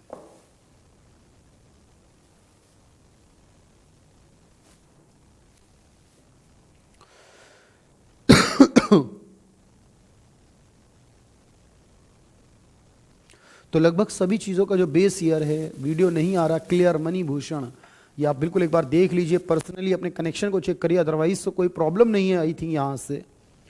अच्छा, प्रॉम्प्ट करेक्टिव एक्शन क्या होते हैं? नैना बिल्कुल समझ लीजिए, महंगाई जब बढ़ेगी तो बिजनेसमैन के लिए फायदा होगा या नुकसान, पहले तो ये सोच लीजिए। तो फिलिप्स व्यक्ति थे एक, और ये एग्जैक्टली देखना होगा हमें कहाँ के थे, यानी इंडिविजुअली ये पर्सन थे जिस भी कंट्री के, वो एक बार जरूर देखेंगे हम, उसके बाद ही मैं बताऊंगा। तो महंगाई बढ़ने से बिजनेसमैन को फायदा है क्योंकि उसकी कीमतें बढ़कर मिलेंगी, और जब बढ़कर मिलेंगी कीमतें, फायदे में होगा तो वो रोजगार जनरेट होगा, क्योंकि उत्पादन बढ़ने पे रोजगार बढ़ता है। तो सीधा सा मतलब है कि रोजगार बढ़ेगा यानी बेरोजगारी घटेगी, तो महंगाई आने पर बेरोजगारी कम होती है। और अगर ये सस्ता होने लगे, बिजनेस नुकसान में जाने लगे, लॉस होने लगे बिजनेसमैन को, तो बिजनेस उत्पादन बंद कर देगा, तो देश घाटे में चला जाएगा और बेरोजगारी आ जाएगी। तो महंगाई बढ़ती है तो बेरोजगारी कम होती है, यानी नेगेटिव रिलेशन हो गया इसका अपने आप में। तो वो देखेंगे कि उसे हम क्या कहेंगे? फिलिप्स कर्व कहेंगे। तो बिल्कुल वन एग्जाम्पल, भाई ये तो एक थ्योरी है अपने आप में, इसका क्या एग्जाम्पल हो सकता है? आप सोचिए ध्यान से। अभी ऑटोमोबाइल सेक्टर है, ध्यान से देखना कि ऑटोमोबाइल सेक्टर के अंदर आप देखिए बहुत परेशानी आ रही है। अलग अलग तरह की इंडस्ट्री के अंदर बहुत ज़्यादा नौकरियां जाने लगी हैं। वो इंडस्ट्रियां 10 दिन बंद कर रहे हैं, कोई 2 दिन बंद कर रहा है, कोई 5 दिन। तो 5 दिन हमारे बेरोजगारी बढ़ रही है देश के अंदर, क्योंकि मंदी आएगी तो बेरोजगारी लाएगी, और तरक्की आएगी तो रोजगार लेकर आएगी। तो महंगाई आएगी, बिजनेस फायदे में होंगे, उनका प्रॉफिट बढ़ेगा, तो वो लोगों को ज्यादा पे भी करेंगे, और बिल्कुल समझ में आएगी आपको एक एक चीज। तो बिल्कुल समझ पाए होंगे जहां तक मुझे उम्मीद है आप सभी लोग। तो बिल्कुल इतना याद रखिएगा। और कल 25 दिसंबर है, आप जानते हैं कल क्रिसमस है, तो सभी को मैरी क्रिसमस। और याद रखें कल पंडित मदन मोहन मालवीय जी और अटल बिहारी वाजपेयी जी, पूर्व प्रधानमंत्री जो हैं, उनकी बर्थ एनिवर्सरी भी है। और क्योंकि अटल बिहारी वाजपेयी जी की बर्थ एनिवर्सरी है कल 25 दिसंबर को, इसीलिए कल सेलिब्रेट किया जाएगा गुड गवर्नेंस डे, यानी सुशासन दिवस कहते हैं हिंदी में। ये सुशासन दिवस होता है 25 दिसंबर को हर साल, birth anniversary of Atal Bihari Vajpayee ji, और इसीलिए अनाउंसमेंट आपको याद रखनी है इसके बारे में। तो बिल्कुल छोटी छोटी बातों को मैंने समझाने की कोशिश की है। तो बिल्कुल Monika, merry Christmas. Optional subject के लिए कुछ बताइए भाई। यूपीएससी में वो इकोनॉमिक्स ये वाली नहीं आती है, वहाँ बिल्कुल ग्राफिकल आती है, बहुत कुछ अलग होता है। तो उसके लिए बिल्कुल आपको कॉन्सेप्चुअल होना होगा, उसके लिए अभी ज़रूरत नहीं है। रितांबर बिल्कुल हम अलग से बात ज़रूर करेंगे। तो कल आपकी क्लासेस नहीं होंगी क्योंकि कल क्रिसमस है, तो आप इंजॉय करेंगे क्रिसमस को। कल ऑफ रहेगा आप लोगों का। थर्सडे हमारी मुलाकात होगी, और थर्सडे जब हमारी मुलाकात होगी तो याद रखें हम नीति आयोग के बारे में बात करेंगे, और फ्राइडे उम्मीद करते हैं हम उन पंचवर्षीय योजनाओं के बारे में बात करेंगे। तो 5 ईयर प्लान्स और नीति आयोग क्या है, ये उम्मीद है अगली 2 क्लास के अंदर हम कवर करेंगे। तो उम्मीद है आज के लिए इतना काफ़ी है। Thank you so much everyone. तो बिल्कुल आप अपना जल्दी से कमेंट कर सकते हैं, कुछ बात पूछना चाहते हैं तो ज़रूर बता सकते हैं। ठीक है, तो अभी लाइव हूं मैं आपके साथ 2 मिनट के लिए, ज़रूर आप अपनी बात करिएगा।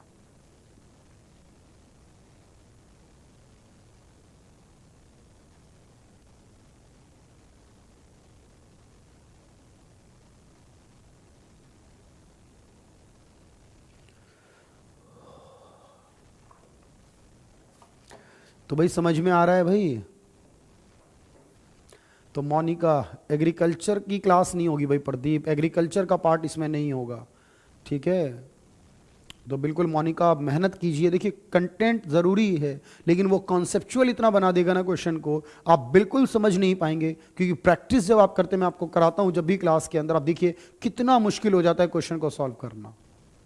तो इन्फ्लेशन डिफ्लेशन इतना ही काफ़ी है आपके एग्जाम के लिए, बाकी कॉन्सेप्चुअल होगा अब आपका। थोड़ा सा फर्क है भाई मनप्रीत, कल की क्लास में वर्कर पॉपुलेशन रेशियो जो था वो टोटल वो लेबर फोर्स के बेस पे निकाला हुआ था, और पार्टिसिपेशन रेट जो है वो टोटल पॉपुलेशन के बेस पर है। जब बेस बदल जाएगा तो आपका आंसर भी अलग अलग आएगा मनप्रीत। ठीक है, तो इतना काफी है इसके अंदर। स्पीडोमीटर देखो मणिभूषण, फिर मुझे नहीं पता एग्जैक्टली ये कब तक लगेगा, कैसे लगेगा, बस आप मुझे क्लास के बारे में बता दीजिए, मज़ा आ रहा है या नहीं आ रहा, अच्छा लग रहा है या नहीं।